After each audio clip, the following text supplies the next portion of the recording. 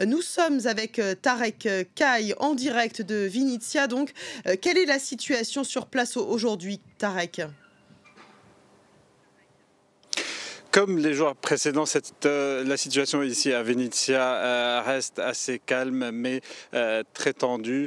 Rien qu'hier, les autorités ont affirmé avoir intercepté 2 missiles de croisière qui étaient dans l'espace aérien de la ville mais qui n'ont pas réussi à atteindre leur cible. Donc en visant l'aéroport il y a quelques jours, la Russie a voulu s'attaquer à des infrastructures vitales comme cela a été le cas aujourd'hui même à Loutsk au nord-ouest de l'Ukraine. De manière générale, la ville ici, au niveau des commerces, ils sont tous fermés, toutes les boutiques ont fermé leurs portes et ce depuis le début du conflit. Il ne reste que quelques épiceries capables d'approvisionner en produits de première nécessité les habitants. Les sirènes retentissent à longueur de journée et comme je le disais, il s'agit donc d'un calme très précaire. L'activité des déplacés se poursuit également et surtout celle des déplacés venant donc des régions de l'Est, puisque Vinnytsia n'est qu'une étape sur le long trajet qu'entreprennent tous ceux qui fuient les régions bombardées. Toujours sur le plan humanitaire, on a appris que la ville s'apprête également à apporter de l'aide à toutes ces villes qui souffrent actuellement, à celles qui sont assiégées ou en passe de l'être, des villes comme Mariupol, Kharkiv, Kiev, Soumy ou Odessa.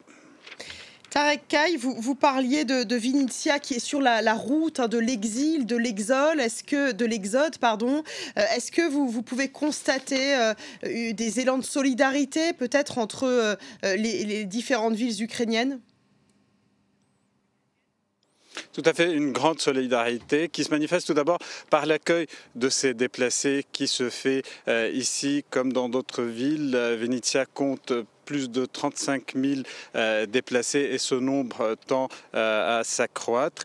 Une autre solidarité qui se manifeste également par l'envoi, comme je le disais, de cette aide humanitaire à destination des villes qui souffrent et également par le biais de ces appels téléphoniques. Nous avions rencontré hier le maire de Vinnytsia qui a dit être en contact continu avec les maires des villes qui souffrent le plus. Il nous a parlé par exemple de la ville de Mariupol.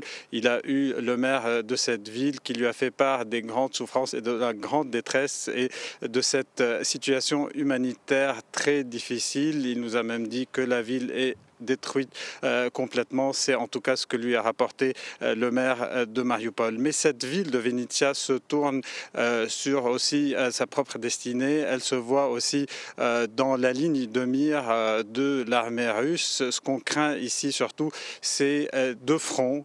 Principalement le front nord. Si Kiev tombe, ça sera le tour de Zhytomyr. Et si Zhytomyr est encerclé, ça sera tout de suite après Vinnytsia. C'est ce que nous a affirmé donc le maire. Et on craint également le front sud, puisqu'on n'est pas très loin de la frontière moldave et en particulier de la Transnistrie, où se trouvent en grand nombre des soldats russes.